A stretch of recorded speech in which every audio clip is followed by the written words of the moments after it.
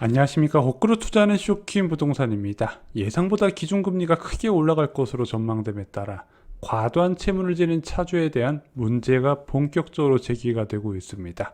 부동산 시장에 대변화를 예고하고 있죠. 영상 전에 구독으로 인생 바꾸시기 바랍니다. 자, 그동안 저금리의 장기화를 믿고 많은 차주들의 대출을 받았어요. 자, 2015년 1분기 때 1100조 원 규모였던 가계신용 잔액이 2021년 3분기 1844조 원까지 올라갑니다. 이게 얼마나 많이 올라갔는지 이해가 안 되시는 분들께 GDP 대비로 말씀드리면 이해가 쉬우실 거예요. GDP 대비 무려 104%, 세계적으로도 가장 높은 수준의 국가 중 한 곳이 됐습니다. 자, 그런데 이렇게 늘어난 가계부채 대부분이 부동산 연관 대출이라는 부분이죠. 그래서 가계부채뿐만 아니라 기업부채까지 포함해서 부동산 가격 변화에 영향을 받는 위험 노출액이 무려 2,566조 원 규모가 됐고 4년 만에 42%까지 급증했다는 상황이란 거죠. 증가한 가계부채 대부분 기준금리 1.25%에서 발생을 하게 됩니다. 워낙 장기간 이 1.25% 이하가 유지가 됐었죠. 이때 주택담보대출 금리가 2%대 초반을 유지하니까 사람들이 고액대출도 부담스럽지 않고 계속해서 받았다는 부분입니다. 또한 워낙 장기간 저금리가 이어지다 보니까 금리 인상에 대해서 사람들이 아예 생각을 아예 배제를 시켜버렸다는 부분이죠. 그것이 어디서 나타난다? 변동금리 비중에서 나타난다는 부분입니다. 무려 80%가 넘는다는 부분이죠. 물론 일정 수준의 기준금리 인상은요, 차주가 버틸 수가 있어요. 대한민국은 엄격한 대출 규제가 있었기 때문에 가능한 부분입니다. 그래서 이런 대출 규제 덕분에 금리 인상에도 부동산은 문제없다고 주장하시는 분들이 꽤 계세요. 자, 그런데 연말 기준금리 전망이 빠르게 바뀌고 있죠. 자, 올해 2월까지만 해도 연말 기준금리 2% 생각을 했습니다. 그때 2%만 해도 난리 날 거라고 봤었는데 이게 한 3개월 정도 지났더니 2.5%가 얘기가 나오고 6월 들어서는 2.75% 그리고 미국에서 자이언트 스텝을 밟고 나서는 연말의 기준금리 3% 됐고 대한민국도 빅 스텝 밟을 것이다. 그래서 지금 하루가 다르게 기준금리 전망이 치솟고 있다는 부분이죠. 지금 워낙 장기간 1.25% 시기에서 유지되어서 2%만 돼도 난리가 날 것 같은데 지금 당장 3% 가능성을 생각을 해둬야 된다는 거죠. 자, 이 과정에서 변동금리로 과도한 대출을 받은 차주의 부담은요, 눈덩이처럼 늘어날 수밖에 없을 겁니다. 지금 이렇게 많은 대출 받은 사람 누가 3%대 기준금리 생각을 했겠습니까? 그런데 이런 기사가 나와요. 2년 전 연끌한 사람들의 원리금이 30%에서 40% 늘어난다는 부분, 이게 어떻게 나온 이야기인지 좀 쉽게 설명을 드리겠습니다. 2% 대출금리가 4.5%가 되면 어떻게 될까요? 예를 들어 주택담보대출금리 30년 만기로 4억 원을 대출받았습니다. 대출받았을 때 이자가 2%였고 원리금 균등으로 월 147만 원씩 상환했는데 만약에 이 연 이자율이 4.5%로 올라가잖아요. 월 상환액이 202만 원으로 껑충 뛰어 올라갑니다. 한 55만 원 정도 더 올라가는 거죠. 솔직히 여기까지만 해도 차주의 크게 문제가 되지는 않습니다. 물론 상환한 사람 입장에선 부담은 커지겠지만 그것 때문에 나 못 살겠다 생각하지는 않는다는 거죠. 문제는 과연 영끌로 집 산 분들이 주담대만 있을까요? 아까 대한민국이 대출 규제가 굉장히 엄격하다고 말씀드렸죠. LTV 비율이 워낙 적기 때문에 진짜 내 집 살려는 사람들은 신용대출은 거의 필수로 들어갔다는 겁니다. 이 신용대출 때문에 대한민국 부동산 시장이 기준금리 인상에 안심할 수 있다고 얘기할 수가 없는 거예요. 왜냐하면 소득 대비 200%씩 대출받은 경우가 굉장히 흔했기 때문이죠. 실제 2020년 4분기에는요, 신용대출이 주담대를 뛰어넘어 버려요. 11월 달 보시면은요, 전체 가계대출 증가액은 13.7조 원인데, 주택담보대출은 6.2조 원밖에 안 되고요, 기타 대출이 7조 원이 넘어버립니다.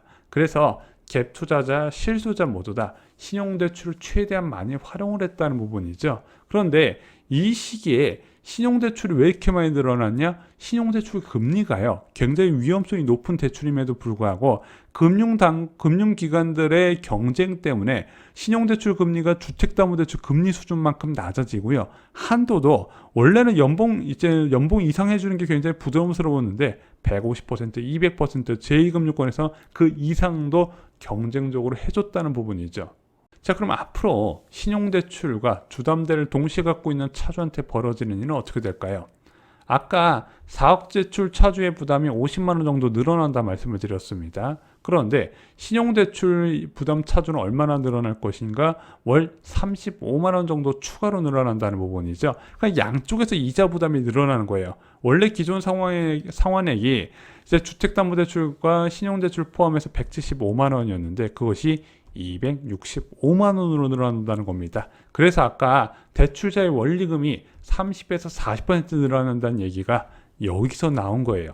자, 문제는 이렇게 어렵게 산 집 오르면 다행이죠. 뭐 한 달에 200만 원 내든 300만 원 내든 집값이 1년에 1억씩만 올라버리면 다 퉁치고도 남는 장사 아니겠습니까? 하지만 지금 부동산 시장이 심상치가 않다는 부분이에요. 수도권 아파트 시장이 거의 마비가 됐다는 얘기가 나오고 있습니다. 금융위기급 수준의 거래량이에요. 그러다 보니까 초급매 알면 사람들이 보러도 안 오고 있습니다. 특히 내 집만 원 수요가 몰렸던 12학 주택에 특히 하락폭이 크게 나타났다는 부분이죠. 그래서 지금 수도권 많은 단지들이 2021년 상승분은 대부분 반납하고 있고요.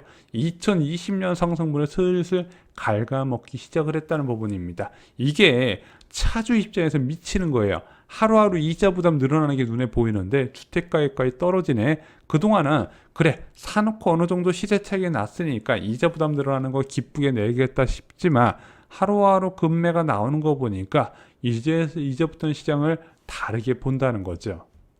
과거에 우리는 이런 사람들을 하우스푸어라고 했습니다. 2015년까지 이런 용어가 굉장히 많이 나왔었죠. 자, 그리고 나서 4월 달에 이런 기사가 나왔습니다. 재등장한 하우스푸어 영끌족의 선택은 옳았냐 이거죠. 그래서 잊어서 많이 이슈가 되는 부분이 바로 다중채무자입니다. 2030 세대의 다중채무자가 132만 명이래요. 다중채무자가 뭐냐? 세 곳 이상의 금융기관에서 돈을 빌린 차주를 의미하는데 와 132만 명? 이 사람들이 그냥 무엇을 소비를 위해서 다중채무자가 된 경우도 있지만 대부분 자산을 투자하기 위해서 이런 과도한 대출을 받았다는 겁니다. 그리고 이런 다중채무자 상당수가 부동산, 아파트를 투자했을 거라고 본다는 부분이죠. 특히 2020년, 2021년은요. 현금가치 불신이 극에 달했고요. 과도한 대출을 포함한 부동산 투자가 오히려 칭찬받을 일이다. 이런 분위기도 좀 있었어요. 그래서 오히려 투자 안 하면 바보 이런 생각도 많이 있었거든요. 그러다 보니까 갭 투자와 내 집 마련 급증했고 그 중심에 2030 세대의 아파트 투자가 있었다는 부분이죠. 문제는 예상보다 너무 오른 금리에 충격이 불가피하다는 겁니다. 하지만 내 집 마련, 가족이 살 보금자리를 마련하기 위해서 과감하게 대출 끼워서 매수한 사람, 전 그 사람들은 괜찮다고 봐요. 10년 전에도 하우스푸어 금리 올랐다고 집 파는 경우가 드물었거든요. 거의 없었어요. 그냥 열받으면서 대출 갚아 나갔다는 부분이죠. 그래서 저는 시세 차익을 많이 본 다중채무자가 집을 내놓을 가능성은 있지만 그렇게 많은 케이스는 아니라는 부분이죠. 그런데 이 하우스푸어 이야기가 언론에 나오면 왜 무섭냐? 수요 급감에 영향을 준다는 겁니다. 나도 집 사면 저런 꼴 나겠네? 사람들이 안 산다는 거예요. 진짜 문제는요. 영끌 갭 투자자예요. 영끌에서 내 집 마련한 사람이 아니에요. 2030 세대 매수, 서울 아파트 대부분이 갭 투자자라고 본다는 부분이죠. 특히 10억 초과주택은요. 갭 투자자 비중이 거의 80% 이상을 차지합니다. 그만큼 갭 투자자 의존이 큰데 그 상당수가 2030 세대라는 거예요. 어떻게 매수했죠? 부부 맞벌이들이 최대한 신용대출을 받은 겁니다. 여기에 전세보증금과 연금, 보험 등을 담보로 한 대출까지 포함해서 고가 아파트를 매수했다는 거죠. 기존에 자본이 있던 얼마나 자본이 있냐에 따라서 강남에 집을 사냐, 강북에 집을 사냐, 경기도에 집을 사냐 그 차이지만요.